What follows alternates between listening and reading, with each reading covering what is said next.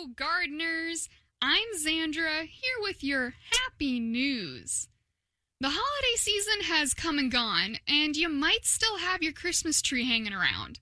Now, if you got one from Whitfill's, I imagine it's probably still kicking, but if your tree has kicked the bucket already, there's at least a few options you have when it comes to getting it out of your house. But do you know who loves to munch on them as a healthy snack? Apparently, alpacas. Both alpacas and llamas love to graze on plants like hedgerows, but there's not as many of those available during the winter, so Christmas trees can provide a tasty and long-lasting alternative. Christmas trees of pine, spruce, or fir are all good sources of vitamin C and antioxidants. For the animals, pound for pound, these trees contain more vitamin C than lemons or oranges. So, now, I don't know if there's any alpaca ranches in Arizona accepting trees right now. I found this story coming out of the UK. But if there is anyone that knows any alpaca ranches, I would suggest giving them this idea because you can get a lot of free food this way. The alpaca only eats about one tree a day. Well, I've never had a pet alpaca, but, it's fun. We give some of the trees that are left over at the end of the season to we didn't do the Phoenix Zoo this year. We didn't have as many trees, but we have done the Wildlife Rescue Center up north. Hello, gardeners. I'm Xandra, here with your happy news.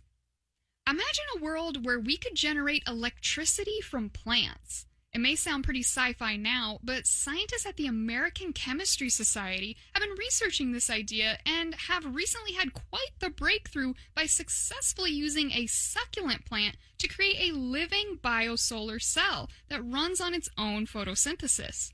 During photosynthesis, plants constantly produce a flow of electrons that can be pulled away as a photocurrent and used to power an external circuit. This means that scientists are hooking up wires to leaves of succulent plants and harnessing the energy that's produced within that plant naturally as it shuttles around electrons within the plant cells to complete its photosynthesis process. Currently, the voltage level achieved is still pretty low, below 1 voltage, so it can't do much yet. But scientists believe that by hooking up more leaves from succulents, they could ultimately probably produce more voltage. They're hoping that this early-stage discovery leads to more projects in the future that could develop sustainable technology using this discovery. I mean, who knows, Brian, maybe one day we'll see huge hydroponic farms full of these succulents hooked up to wires as part of our green power grid.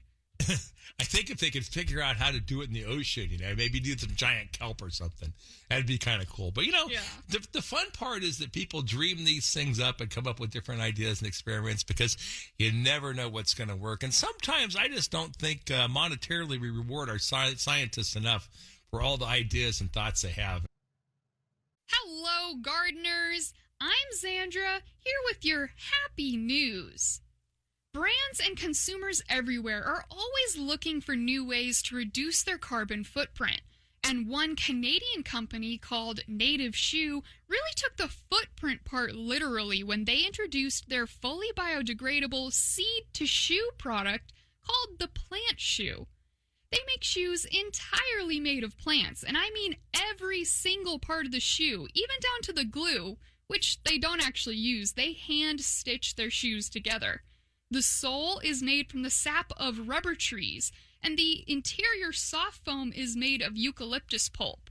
The rest of the shoe is made up of canaf hemp, corn, and pineapple husk.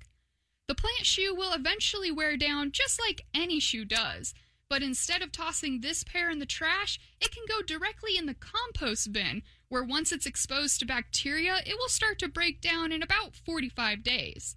Native Shoe isn't the only company taking a step in this direction, but they are the only one with a shoe that can fully return to the earth. Another company called Allbirds makes their shoes 100% plastic-free by using tree fiber and wool to make their shoes. Plus, the much larger company Reebok has created a sneaker made of cotton and corn. Pretty cool to see all sizes of brands and companies trying out new sustainable products. I mean, imagine stepping into your garden in your plant shoes. That's got to give you a greener thumb, right? Or at least greener toes? Well, I think it would be a lot more fun just to take the old shoes, and plant them halfway in the ground and plant inside of them. Let your plants root right through them. And that sounds like a fun art project. I think someone should do that. I think the one handicap might be athlete foot fungus might kill your plants. I don't know. Depends on how athletic you are. Yeah. Well, that might be something to consider. Well, thanks, Xandra, that's a fun project on growing our shoes right in the back end of the garden. Why not? Everything needs to be recycled, and the more rubber and less plastics. It depends on how we grow it. There's always a way to do things, but it's a lot of fun when plants and life is basically biodegradable because, over time, it all is. Just takes a lot longer for those plastics.